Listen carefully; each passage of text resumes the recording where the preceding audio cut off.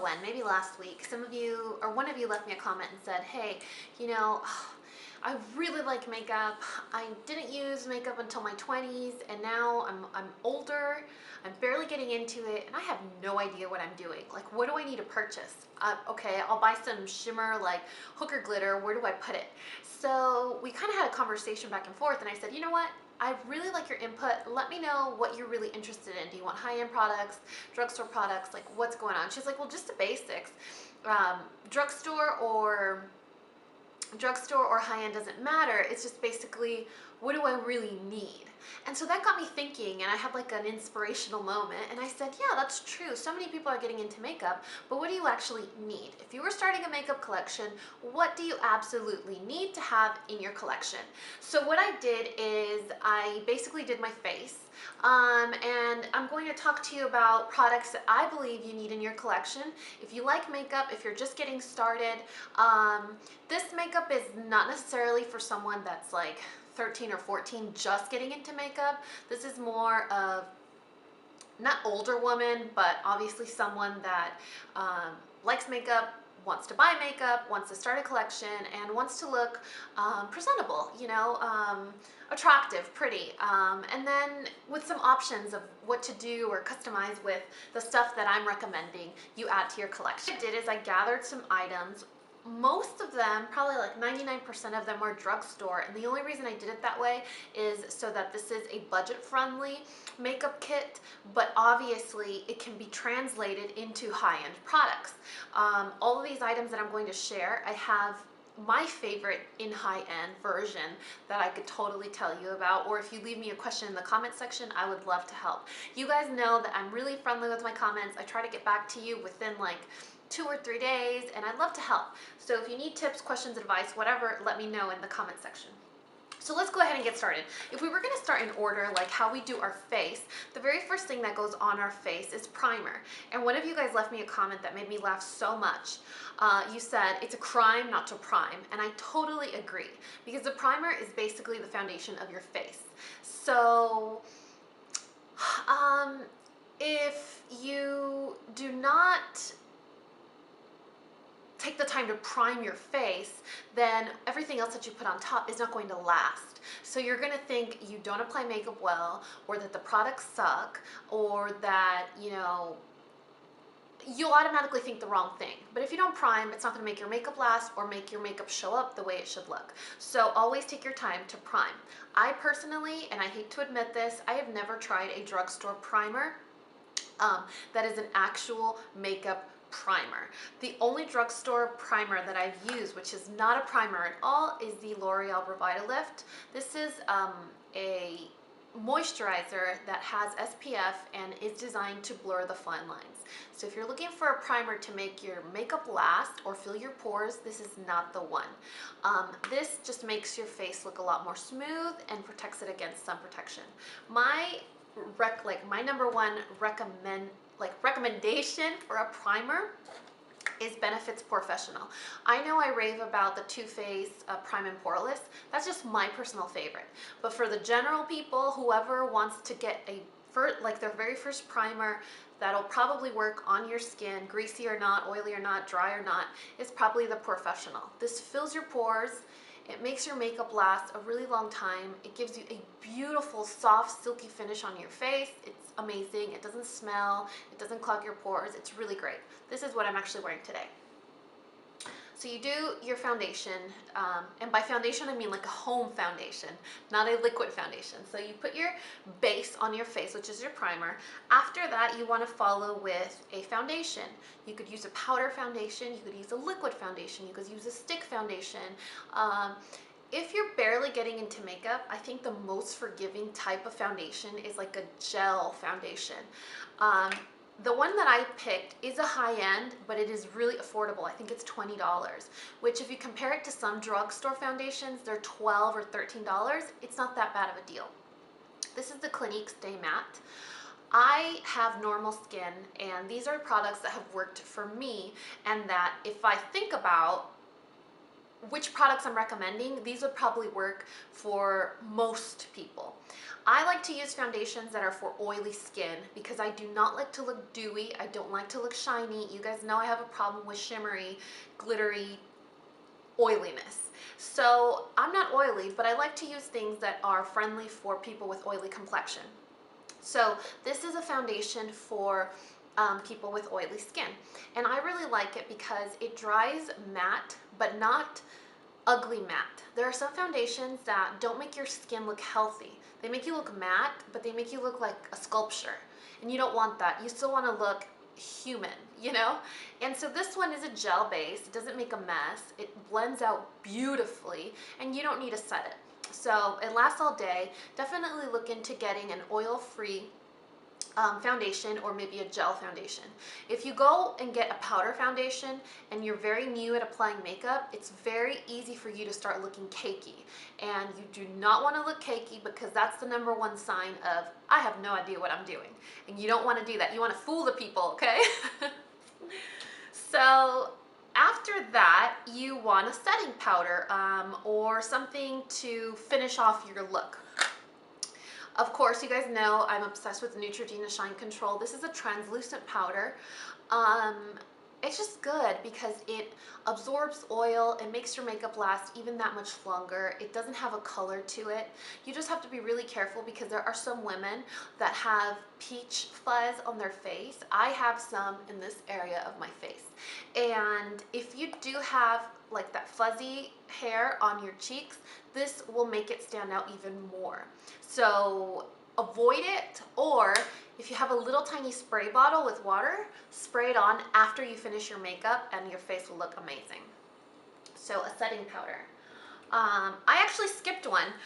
Before you set, sorry, I went out of order. Before you set, you want to use a concealer. And you don't need to have 2 different concealers in your collection, but it's good to. You need 2 different concealers for 2 reasons.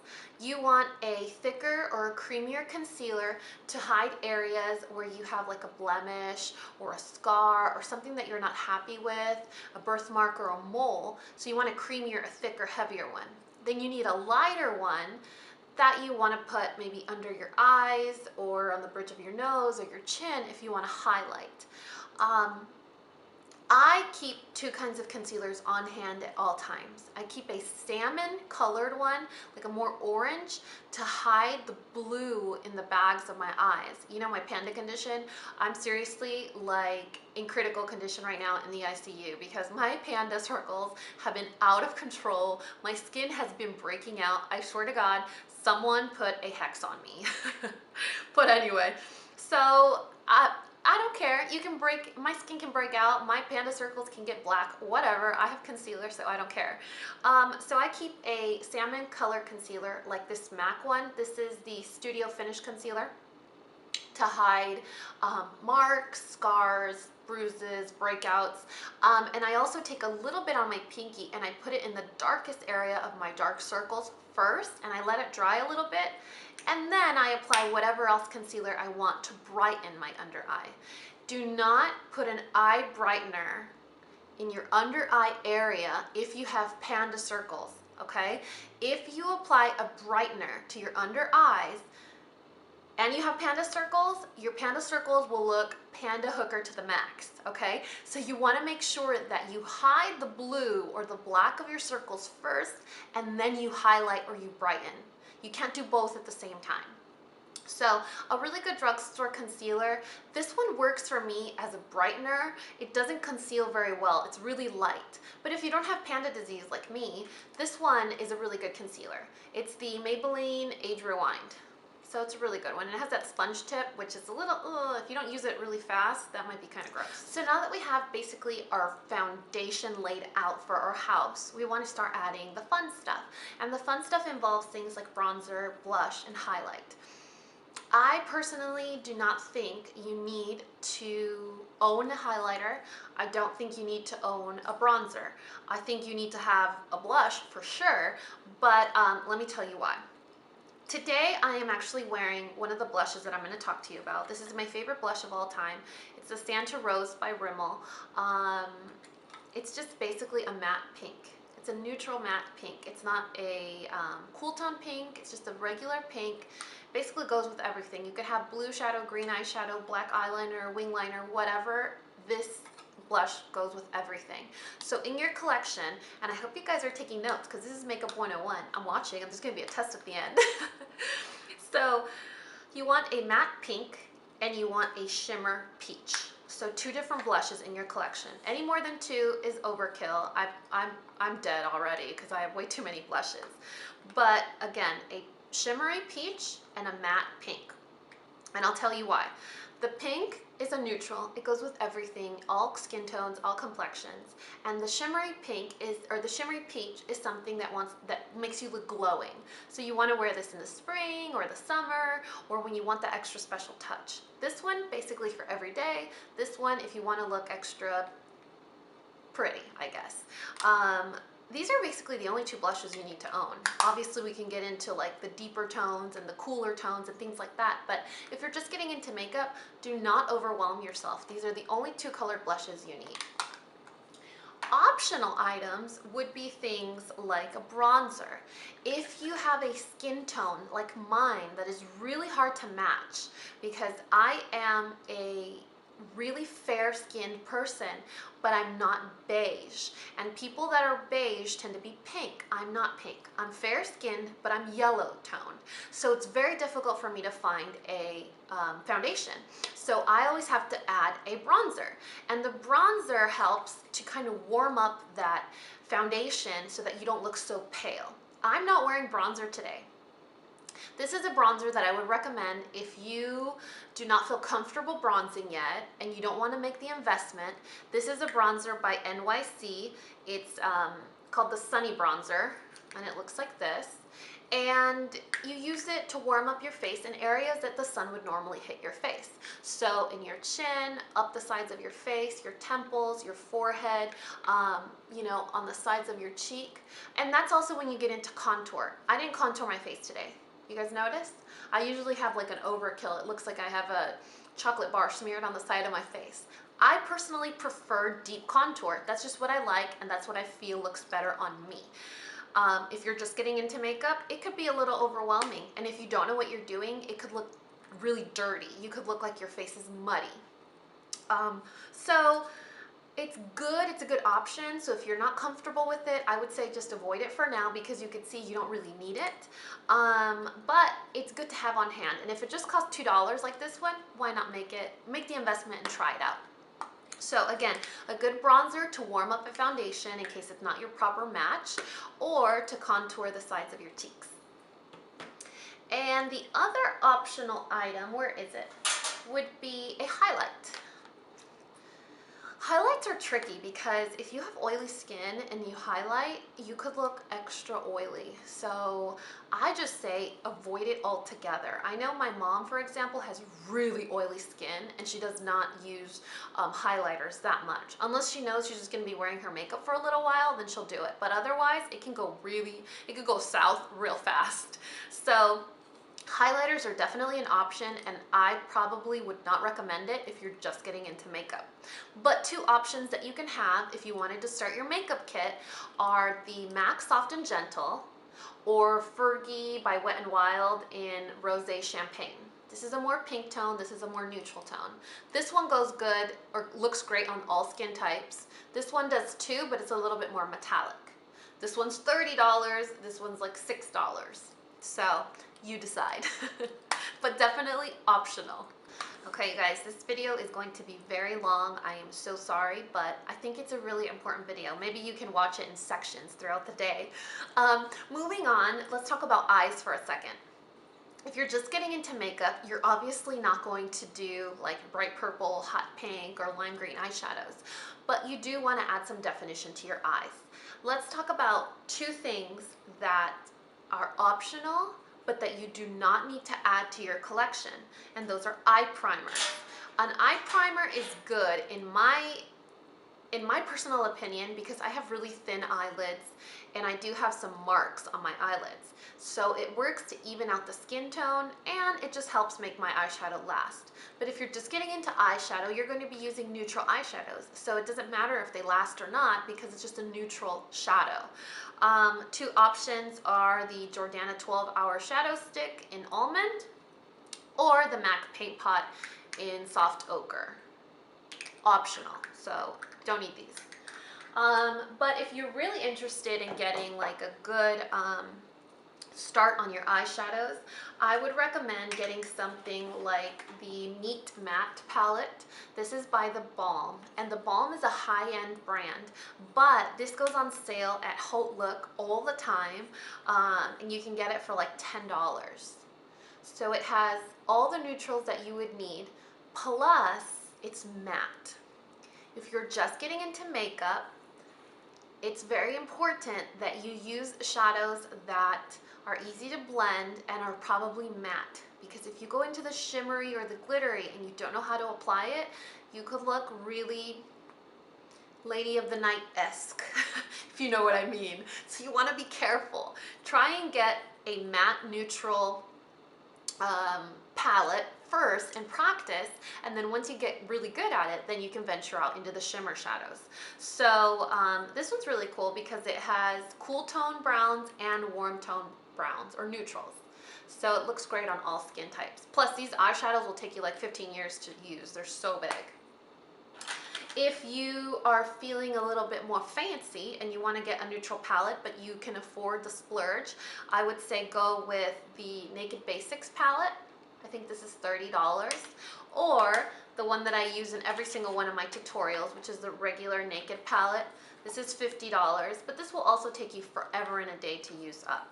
But really good eyeshadows that I would recommend for a beginner or for a basic kit are by Wet n Wild. Two singles that are a must in your collection are this one called Brulee, which is just a basic highlight for like your brow, or Nutty, and this is a really good crease color. So you're obviously not going to get all crazy and start, you know, applying 400 different eyeshadows to your eye. You just want an eyeshadow set that will allow you to create definition or smudge at the lower lash line, or maybe a little highlight in the corner. You're not going to get into craziness yet. Because, I mean, it's really obvious. I think something that I heard once that really stuck in my mind is, whenever you're playing with makeup, you want to be confident, but you don't want to get cocky. Because the minute you get cocky is when you start looking like a hooker. So be confident and say, you know, I'm gonna rock that turquoise in the lower lash line like I saw in Dani's tutorial. I'm gonna rock it, I'm gonna look great. And yes, you will look great. A really good eyeliner. I mean, waterproof to the max eyeliner. If you are a lighter skin or you have blonde hair, I would say getting a waterproof brown liner, like a chocolate brown. If you have darker hair, black hair, or you have darker skin, I would say a black liner. I use black liner just because my lashes are black and it makes me look like I have more eyelashes when I really don't. My favorite black eyeliner is the Milani Liquid Eye. It's an automatic pencil, which is great because you don't have to sharpen it, and it's amazing. It lasts forever, it doesn't smudge. I've never had any problems with that. And after that, your mascara. So I have a couple recommendations for mascara. It's obviously drugstore mascara. My three favorite drugstore mascaras are the Maybelline Big Eyes, the CoverGirl Clump Crusher, and the Rimmel Lash Accelerator. I swear by these. Remember, I have normal eyelashes. I don't have those eyelashes that go down. I never use waterproof mascara, so I can't recommend any good ones for that. But these are my three favorite drugstore mascaras. But obviously, you only need one of these in your makeup kit. These are just several recommendations, you know, in case you prefer Maybelline over CoverGirl or you have a Rimmel coupon or whatever. But these are my top three drugstore mascaras. And I think the most expensive one of these is like $6, so it's a good deal. And now, like, obviously my favorite part of everything are lip products. If you were going to start a makeup kit, you do want to have more than one lipstick. Optional products in the lip category for me are optional would be lip liners. To me, if you have a really good quality lipstick, you don't need to make the investment in a lip liner. But my two favorite drugstore lip liners are by Rimmel, and it's East End Snob, which is a pink nude, and Innocent, which is a nude nude. So, but these are totally optional. In your collection, you want to have a nude, a bright, and a bold. So 3 different colors. Your nude can be a brown nude or it can be a pink nude, depending on your skin tone or which one you prefer better. My 2 favorite nudes are the one I'm wearing today. This is a pink nude and it's number 17 by Rimmel. It's the Kate Rimmel lipsticks. And it looks like this. The nude that I would recommend, or like the brown nude, is by L'Oreal and it's the Fairest Nude. But if you are like me and you go by how things smell, this one does smell really strong like perfume. So these are the nude that you want in your collection. After that, you want to have a bright. And a bright would be like a hot orange, a hot pink, a hot, like a red orange, you know, a really bright color. I picked this color because I think it looks amazing on all skin colors. I mean, from the lightest light to the darkest dark. And this is Hot Plum by Maybelline, the Vivids collection. So Hot Plum, number 900. And it's so interesting because this lipstick on me looks purple, and on my mom it looks hot pink, completely hot pink, and on me purple. But it looks great on both of us. So this color looks like this. See, on camera it's looking like hot pink, but in person it looks a little bit more purple. And lastly, you want a deep. A deep is like, think like a wine color or like a really burnt red. My favorite deep drugstore is 908 Sugar Plum Fairy by Wet n Wild. And when you see it in the container, you're like, oh my god, this is gonna be black. But it's really pretty. It looks like a MAC Rebel. Just like that. See, it's so beautiful. And again, this color looks amazing on fair skin and dark skin. So that's a really universal deep shade. It's like a wine color. And the last thing is lip glosses. I don't like lip glosses.